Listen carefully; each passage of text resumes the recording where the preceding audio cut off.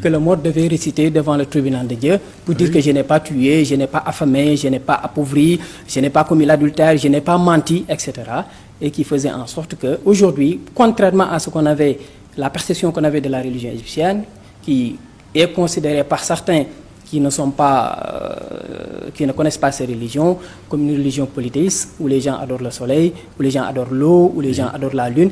Tel n'est pas le cas. C'est des symboles. Et ces symboles-là, on les retrouve dans la religion musulmane. Aussi. Si vous prenez le soleil, par exemple, qui se lève dans la religion égyptienne, derrière le Noun, à l'est du Noun, qu'on appelle le Khepra, qui se lève. Et ces termes-là, on les retrouve justement dans les traditions africaines et qui montrent justement, contrairement à ce que les occidentaux égyptologues avaient toujours soutenu, que l'Égypte était occidentale ou l'Égypte était orientale, aujourd'hui, avec ce texte, on comprend aisément qu'il y a des convergences frappantes entre la religion des anciens Égyptiens ou aujourd'hui les considérations que les Africains ont eux-mêmes de ce symbolisme-là. Le soleil qui se lève à l'est du Noun, qu'on appelle le Khepra, et ce Khep-là, on le retrouve également dans nos traditions africaines.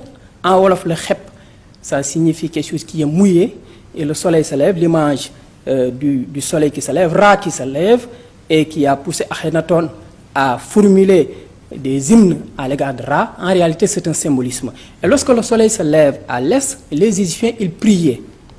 Et avant de prier, ils allaient faire leurs ablutions à partir de l'eau. Les prêtres égyptiens aussi, ils se lavaient le corps 3 fois par jour. Ils se rasaient la tête et également, ils priaient. Donc cela veut dire qu'il y a des convergences assez frappantes entre les deux religions. Et lorsque le soleil atteint son zénith, c'est Ré, si vous voulez, ou Ray en Wolof, et il y a également 2 prières en Égypte. Lorsque le soleil se couche à l'ouest, Ré Atum, il y a également 2 prières en Égypte, et la nuit aussi, il y a 2 prières.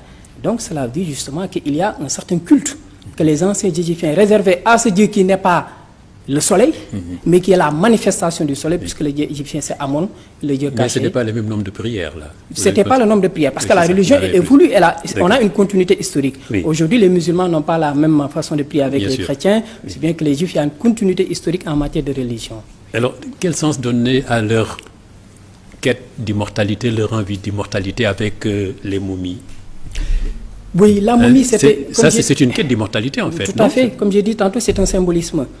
Et on retrouve ça chez nos parents sérères, qui, à la mort de quelqu'un, on le momifiait, on le plaçait à terre, on prenait sa case. C'était toutes des situations qui voulaient... C'était donc cette pérennisation de la momification égyptienne et aussi de cette conscience pyramidale de la tombe, parce que la mort, comme je l'ai dit tantôt, occupe une place importante en Égypte, ce qui fait que la tombe, elle était quelque chose de splendide, de grandiose. Les Sérères l'ont repris.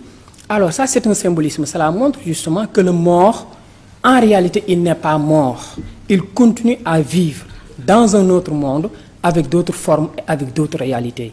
Les Égyptiens pensaient que mourir, c'est quitter ce monde pour passer à un autre monde. Comme disait Fernand Schwartz, c'est donc une crise qui ne mène pas au néant, mais par contre, elle permet à l'homme l'ascension à la seule vie véritable, c'est-à-dire la vie de l'au-delà, où l'homme sera informé de tout ce qu'il faisait de son vivant.